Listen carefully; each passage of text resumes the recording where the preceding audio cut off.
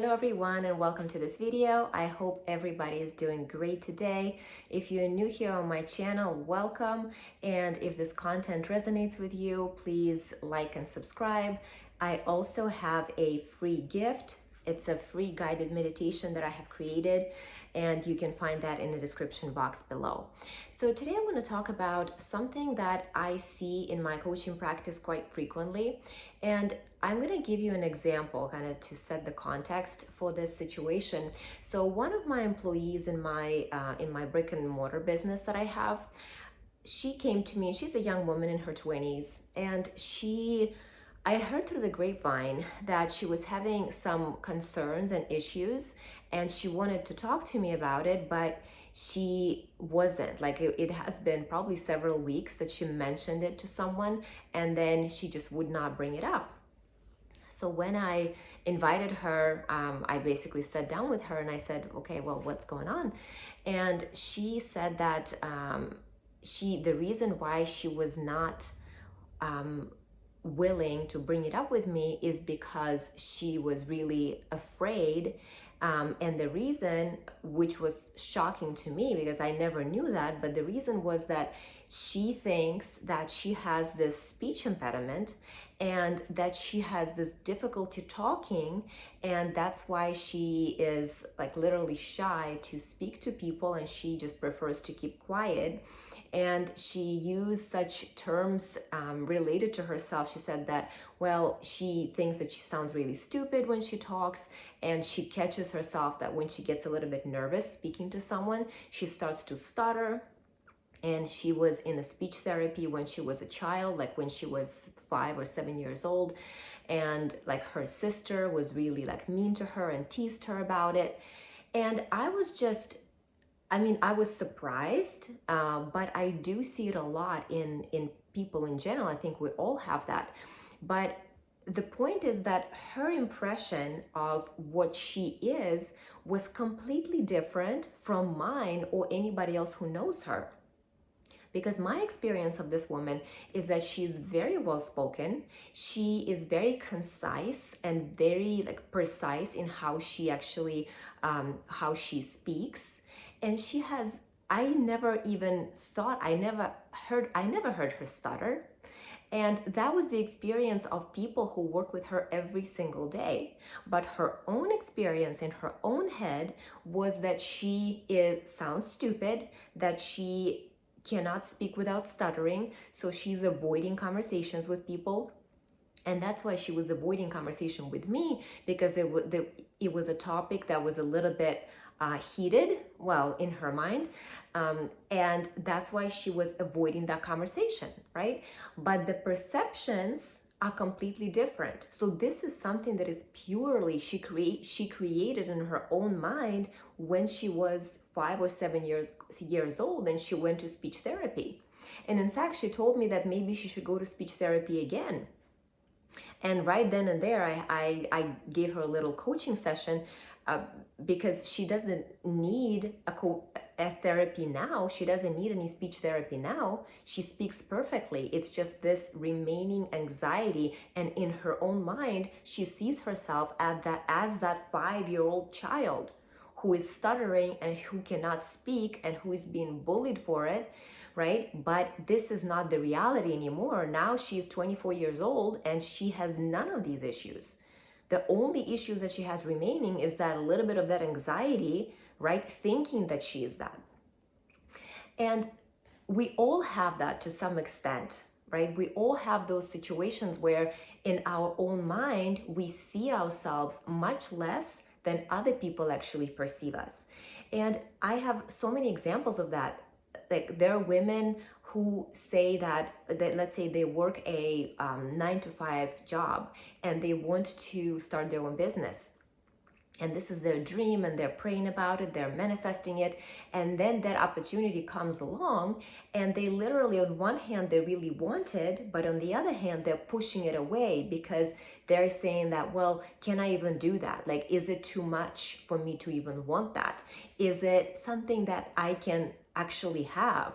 Can I have that freedom of time? Can I have that freedom of money, right? Can I have that freedom? Or maybe all I deserve is this 9 to 5 job where I have my security and I know where my next paycheck is coming from, but maybe this is all I deserve, right? So this is the exact same situation where everybody in her environment may be telling her that, yes, you can do it. Yes, of course, like you've been in this industry for like 10 years, or maybe even not, like maybe she's brand new in this industry, but everybody knows that she can do that because she's just super talented and she can manifest things left and right.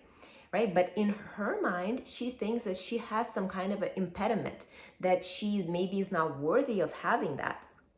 I see that a lot as well in women who are doing dating, right? When a woman starts to wants to get married and she wants to find a high value provider guy, and she goes through her inner work around it, whether in my coaching container with my courses or anyone else's, right? And then she starts to understand what the high-end masculine providers are about. And I see so many times when women say, well, am I even deserving of that kind of guy? Like, what if he doesn't like me? What if he doesn't want a woman like me? Am I even worthy to have a guy like that? Right? So then these concerns are coming up. And everybody, again, thinks and knows that, of course, this woman is worthy to have that kind of guy because she's absolutely fantastic. Right? And she has all the qualities and she has everything, but in her own mind, she thinks that she doesn't. And the problem is that it doesn't matter what everybody else thinks, right? Your whole environment, your family, your friends, your cousins can be telling you that, of course you can do that. Of course you can start that new business. Of course you can move to that new neighborhood. Of course you can buy that house. Of course you can marry this guy. But unless you know that you can do that, unless you know that you're actually able to and you're worthy to have that, nobody else's belief can make you believe that. So I see this so many times where we, on one hand, we want something really bad, right? So we're pulling it in, we're trying to manifest it, but when the opportunity is actually super close, that's when we start to push it away. And we're like, well, okay, wait a second. Am I worthy of having this? Am I worthy of doing this? Am I worthy of starting this business? This is what limiting beliefs are, right? So this young woman, my employee, she thinks that she has this impediment, and that was the reason why she could not make herself come to me and have this conversation with me about wanting to have a raise, right? And instead she went somewhere, and I guess her mom knows someone, and she went to a different business, and she was actually contemplating going there because they offered her more money, but she hasn't even asked the question, right? And I know that business actually know about them, and they're not nearly, like, they're not offering to their employees and not treating their employees anywhere the way that they're treated in my office. But she, if I haven't heard about it from the grapevine, right, that she was thinking that she has this issue, I would not have set her down, and she would not have courage to actually have this conversation, and perhaps she would have left, right? So this limiting belief that she has would have cost her a lot, because if she asked, like, and after we talked, after we had that conversation, of course I'm going to find compromise with her, and she's probably going to get her raise and what she wants. But if she hasn't asked, there's no way that she could get it, right? So do you see how these limiting beliefs, her limiting belief, would have completely destroyed that part of her life, her career, because she would not be able to have that conversation. Another example I can give you is another woman that I know. She's a student, and she started, her limiting belief was that she is too old. She is too old to be dating, and she is my relationship client. So she was part of the high-end woman program, and when she started dating and she started meeting these really high-value guys, and even though there is a gap in age between her and the guy, so the man is always a little bit older, but in her mind she felt like she was too old, and this woman is actually in her early 30s. So like, this is absolutely, for everybody else, this would sound, unreasonable. This would sound almost absurd. And she's, educated, very good looking, and after she did her feminine work, I'm going to talk a little bit more about this student later. But so for everybody else, including all the men that she was dating, everybody would think that, oh my God, she's such a catch. She's such a goddess. But in her own mind, she was thinking that she's too old, right? And that was the thing in her mind that was preventing her from actually going for what she wants. And there are so many of those limiting beliefs that we have. And I actually received a few questions from you guys about difference in my two of my courses, the High-End Woman course that I have and the Dominion course that I have. So I'm going to kind of go over that. And I think the limiting beliefs is one of the things that I talk about a lot in the High-End Woman course. So I'm going to talk about in the sense that why it's in the course, right? Why it's in the course and why I put it there and why it's so crucial, because I always base it on my own journey, like what I have struggled with when I did my feminine energy work and I did my rotational dating. And the age, I had that too. And even though now I'm in my 40s, but I don't have that limiting belief. I definitely don't think that I'm too old to do rotational dating if I needed to do it again. So someone in their early 30s to think that, I mean, women in their late 20s think that. I have a student who is in her mid 20s and she thinks that she's too old to get married and to do rotational dating, because her limiting belief is because her mom and her grandma, that culture, like that generation, they got married when they were 20, 21 years old. Right? So that's in her brain, that unless she's married when she's 21, it's too late. So, but we're not living in that time of day anymore. Like we are not living in the time of day when you have to get married in 21 or 22. And in fact, whether you're in your 40s, your 50s, it doesn't matter. In your 60s, I have a client who's in her 60s. So that has nothing to do with anything. And this is just those limiting beliefs. So I'm going to go over a little bit of the modules that I have, the lessons that I have in the course, and explain with examples, like why is it that it's so important for it to be there. So my High-End Woman course, it's my rotational dating course, and it's the course on energy, first and foremost. It's the course on how to change your masculine energy that we all, I feel like as women, we've been so masculinized by society, and it really prevents us from finding men who are actually masculine in their masculine, because when we are, as women are in our masculine, we push away men who are masculine providers. They're not attracted to us because our energy is like, to them, it feels like we are men pretty much with that masculine energy. So what I see a lot, and what happened back in the day when I had that masculine energy, and nothing is wrong with that, by the way. Like, this is how we thrive and survive as women, right? Well, thrive is maybe a strong word because it really burns us out, but we can accomplish stuff. Like, a lot of times we as women can accomplish a lot. Like, we build our careers, we build our businesses, we do all that in our masculine energy. This is what allows us to actually do all that. And it is also possible to do it in the feminine energy. And I'm going to make some videos about that, because I transformed my business, and I'm not talking about my coaching business, I'm talking about my brick and mortar business that I have. But I've been doing that career, I'm in the medical field, and I've been doing that career in the masculine for over a decade, in the masculine way. Burnt myself out. It was successful, like I built it up, it was a very successful business, but it burned me out. So I'm going to be talking about what I did to actually transform it into a more feminine business that allowed me to relax a little bit and to have that freedom of time to actually enjoy it, instead of burning myself out and, just being super stressed out about everything. But I digress. So when we are talking about feminine energy, like, when you're doing your business and when you are kind of hustling and you're trying to build things, it's yes, being in your masculine, it works. It burns us out as women, but it works. But when we're starting to date in that same energy, it doesn't work. We can't attract men that we want to attract. In fact, the only men we can attract when we are in our masculine energy are weak men, who are looking for someone who support them, to be there for them, to help them, right? And this is not what we want as women.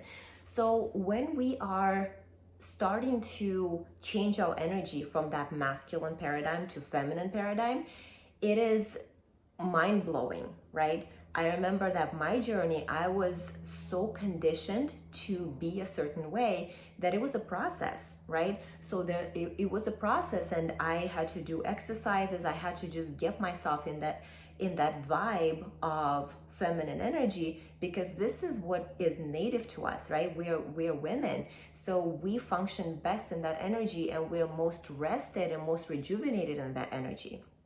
Yes, we can do masculine energy. I'm not saying that you can't, but you can do it for limited periods of time, and then you're getting burnt out. And I'm sure that for those of you, for probably majority, like we've all done it at some point in our lives, it is exhausting. It could be exhausting. So in this course, I talk a lot about energy. I talk a lot about that. And in fact, on the energy piece, so I'm going to just give you some examples of my own and of my students. So when I used to be in my masculine energy, I would go on dates with men, and they were not like, it would not go anywhere. Like, it was just very tense, and it was almost like a competition on the date.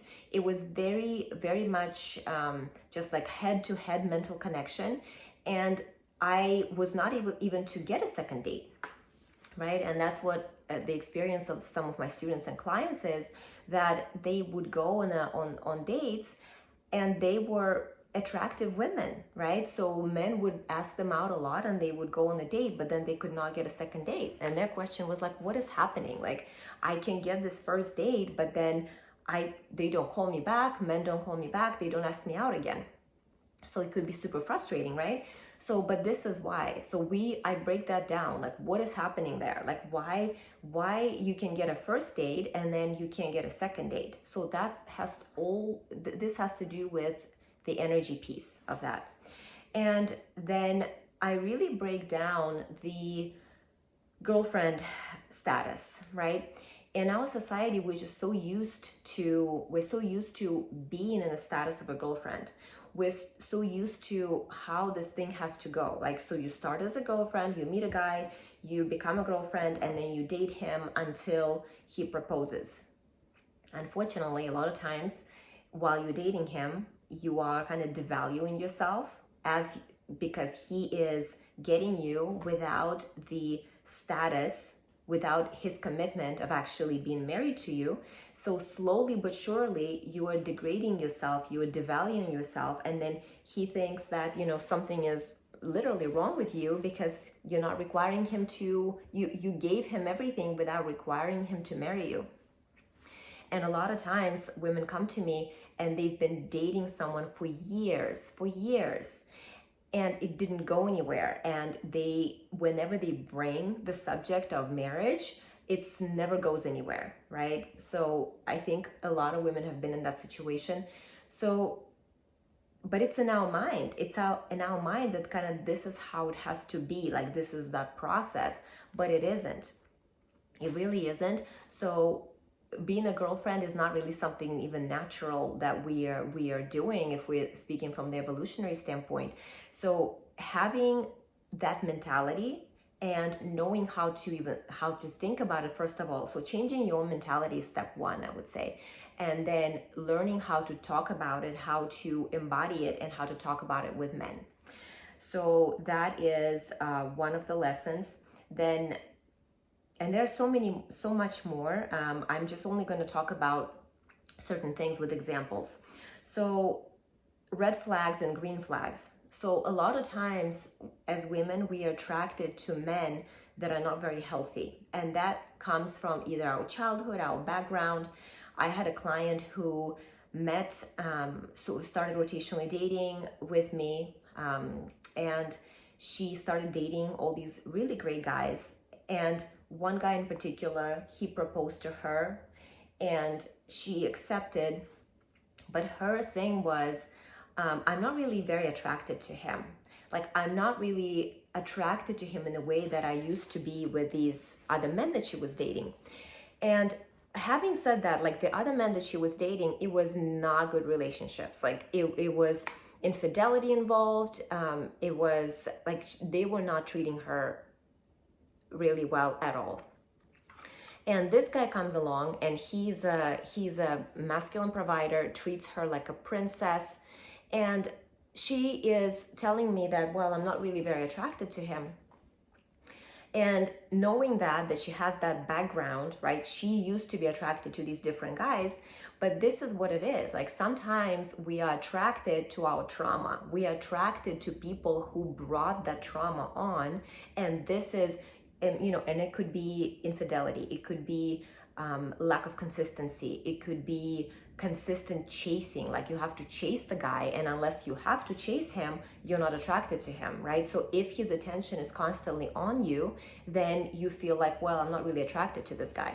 So long story short, we worked on that, and a little bit time passes, and all of a sudden she starts to see, right? She starts to see and really appreciate that how this guy is treating her, and she's becoming attracted to him. Why? Because her whole internal dialogue is changing, right? And a lot of times women meet men who are really great for them. They're really great for them, but they feel like he's boring, that they're not attracted to him, there's no spark, and there's no chemistry, like all these terms. And in the end, they break up with that guy. But this person, this woman in particular, you know, she was wise enough, and, you know, we were working together, so she was wise enough to wait until her own nervous system and her own mindset restructures around it, and she is attracted to men who are treating her well, right? Because we don't want to be attracted to men who are treating us badly. So let's see, limiting beliefs, I talked about that. Okay, this is a big one too. Feeling of guilt, unworthiness, and wasted time. So a lot of times when we have dated in a way like not rotational dating, but like regular dating, and a lot of women have been doing that for years. I have this one student who has been doing it for like over 10 years. She was married before, and then she started doing the dating, and not the rotational dating, like a regular dating. And she just feels so guilty and so bad and so unworthy, and she completely lost faith in the fact that she can even find someone, because she was so, she felt like she spent so much time doing that and nothing happened. So now she's just discouraged, right? She's discouraged, and she feels like she just wasted so much time. And the reason why it didn't work out is because she wasn't worthy. Like she did not bring something to the table for men to see her the way that she wanted to be seen, or to treat her the way that she wanted to be treated. So that feeling in women is also very prevalent too, right? We tie everything to the time, like how much time did we spend on doing something. But you have to also understand that it matters how you do it, right? You can be doing dating for 20 years, but if you're doing that in the old paradigm, you are dating, you're becoming people's girlfriend, and then then breaking up because they don't want to marry you, or issues arise, and then you find another one, and there's this cycle. Well, at the end of that, you're going to be exhausted, and you're not going to be anywhere closer to your goal of getting married, right? So when we start this this particular work, right, the feminine energy work and dating in this way, how I'm teaching in this course, the High End Woman course, this happens very quickly. So a lot of times it's even hard for women to believe, but they start to date in a new way, and then they are engaged in literally they find their man in a couple of months and get engaged very, very quickly. So many other things here, the love list, how to actually write that, because this is super important. A lot of times we don't even know what we're actually looking for. We don't have a clear idea. We certainly don't have that in writing, like what qualities are you actually looking for, and it's going to be different for everyone. So I teach you how to do that. And then one last thing, I mean, there's so many modules here, but this is becoming a super long video, so I'm going to just talk about the last one here. So feminine energy and how to do it on the date. Again, gonna give you an example. Student of mine, and could not get a second date. So she contacted me and started working together, worked on, these things that I just mentioned, feminine energy, how to do that before the date, during the date. All of a sudden, the men are asking her out on the second date, third date. Because why? Because on the first, before she started doing that, she was so much in her masculine energy, connecting with men mentally. And really, again, this is coming from like all these insecurities when we as women, we go on dates and then we start to try to prove to a guy, that we are like super smart and we know about stocks and bonds and, politics or like our career, and we start to really talk and display all that. And that energy, this is what's really turning them off, right? And I am really simplifying it right now, but this is what's happening, right? So once you change that and you embody a different energy, which is actually native to you as a woman, then men just can't get enough of you, because they love being in your presence, right? They love just being in your energy. So this is the High End Woman course. So this is basically being in your feminine energy, and also I do talk about having the self-love and self-respect, because this is a piece that actually protects you.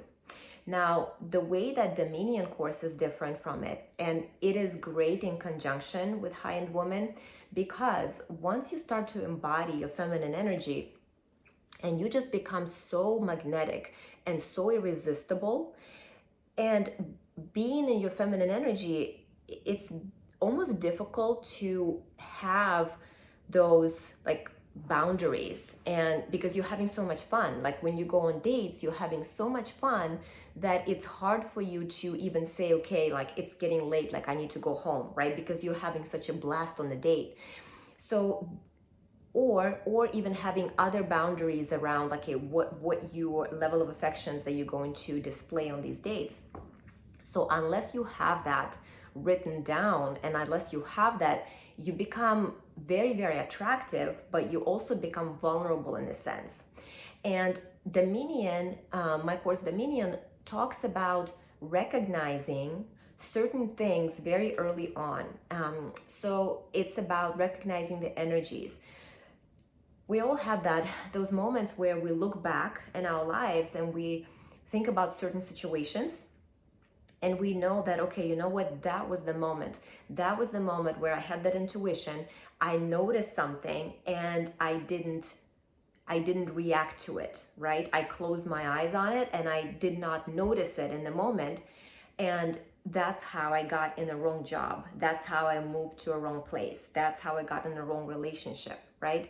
So in Dominion, I really talk about, and this took me, oh my gosh, like I wish I knew that in my 20s and in my 30s. Now, when I'm in my 40s and I look back, and I just know that there are so many different mistakes that I could have avoided if I knew that, if I knew how to read these little signs and these little energies, because energies always come before their behavior. Right? Before someone starts to behave in a certain way, they're going to display certain energies. And if you're trained how to notice that, you're never going to get to the behavior part of it, right? You're not going to be a victim of certain people, bad behavior or bad treatment or wasting your time, or and it could be in relationships, it could be in your career, it could be with absolutely anything, like family, kids, parents. So this course is really about you standing in your power as a woman, right? So on top of you having this femininity and you being free and you being very, very attractive to literally everything in the world, not just opposite sex, but also abundance and promotions and career and everything like that. But with that comes certain vulnerability a lot of times, right? With being that attractive to all these different things.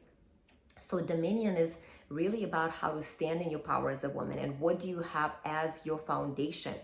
Like, because a lot of times we put our foundation on very material things like relationships and our material possessions, and if something happens with that, we're completely lost, right? So really having your mind in the right place so you're able to withstand things that happen in life, and things will happen in life. One of the lessons in Dominion course is on attachment styles. And this is so important because, again, one of my clients, she did my Kind Woman course, met a great guy, got engaged. And as they were in this engagement stage, she has what's called an anxious attachment style. And I have some videos on my channel what that is, about anxious attachment style and avoidant attachment style. So as she was getting closer in that relationship with her fiance, and he has more of a secure attachment style and a little bit of avoidant, but mostly secure. And as they were getting closer, her attachment style was just sabotaging the relationship, because anxious avoidant style, it makes you doubt everything. It makes you very needy. It makes you really crave constant validation. It makes you feel like the other person is gonna leave. So all these things came up, right? And a lot of times women do the feminine energy work. They get in these beautiful relationships, dream relationships that they always wanted, but then it falls apart because they don't know how to work through these issues, right? She didn't even know that she had an anxious attachment style, right? But when we talked about it and she did her work through that, and this is why I put that in the course, because this is so huge. Even after you get what you want, and again, this is not even all about relationships, right? This could be with your business. This could be in any relationship in your life, not just love relationship. But if you have that attachment style, it's going to be challenging, right? So even knowing what that is and knowing what to do around it, how to, when this comes up for you, you know that it's not really even you that's feeling so insecure and so needy and constantly in need of attention, and feeling like he's gonna leave, and feeling like you're not good enough, feeling like he's gonna find someone else. So all these feelings are not even you. It's that attachment style, like it's that wounded inner child that is literally so terrified. So learning how to soothe that child, right? Learning what to do in the moment when that comes up for you, so that you don't destroy this beautiful, beautiful thing that you just found, right? So, and the avoidant attachment style is completely opposite. That's when you want to get out of the situation. That's when you kind of afraid of that closeness. That's when you want to have your space. That's when you feel suffocated by the partner, right? So you can see how in the dynamics, because attachment style is always attracted to the avoidant style, you can see how that can play out, right? When one person wants all the attention and they're constantly wanting to get closer, and for the other person, it's like, oh my gosh, I just need my space. So knowing that will help tremendously just in these situations, in these relationships. So another thing I'm talking about is love and trust. Your love, trust, and attention are precious, right? A lot of women just give it out, and trust so easily when the other person haven't even deserved it. They haven't showed that they are worthy of that trust that you're giving them, right? So a lot of times we get in really bad situations because we are just an open book, and it's beautiful. There's nothing wrong with that, but it has to be earned, right? So I talk about that. And people that you surround yourself with. This is huge, because people that you surround yourself with either are going to take you to the next level or they're going to drag you down. There's just no other way to say that. And what to look for, like how to choose the people who are going to actually help you. And I'm talking about your friends. I'm talking about your immediate environment that could be it could be either toxic or it could just be neutral, but also it could be uplifting. It could be encouraging. Like it could be something that will make your life go so much better. But if you keep having these people who are toxic, who are just always in the bad mood, complaining, don't want to do anything, have bad toxic beliefs, limiting beliefs about abundance or love, about all these things, that rubs off on you. And a lot of times, like, women are trying to do their inner work and they're trying to up level and go higher, but they're stuck in this environment of mediocrity and they cannot go higher. It's impossible. You cannot go higher if you're constantly exposed to people who are dragging you down. It's impossible. So how to recognize other people's mental and emotional health, that's another lesson. How to recognize it early on. These are those signs that I was talking about earlier. This is how you actually save yourself years and decades of time, when you can recognize it earlier, and you can avoid so many difficult situations if you know what to look for. Inconsistent behavior, toxic energy, cord cutting exercises, and then I also talk about foundational principles of money in this course as well. So this course, I would say it really goes hand in hand with high-end woman, but it's almost like a next level. Once you know, like when you know how to, maybe you're already in a beautiful relationship, right? Maybe you're already married, but these are the things that are holding you down, and these are the things that, to me, it came to me, like I said, now I'm in my 40s, and these are the things that I just got with experience. As the older I become, the more of this experience I get, and I feel that this is something that has been life-changing for me, knowing these things, and for my students and my clients and just women in my life in general, because this is something that gives you that edge. This is something that actually gives you that extra protection and that extra layer of even like self-love and self-worth, because like certain things that you're looking for. So this video is getting super long, but I just got a lot of questions about like what the difference is between the two courses. So I hope that made it a little bit more clear, and I will talk to you guys in the next one.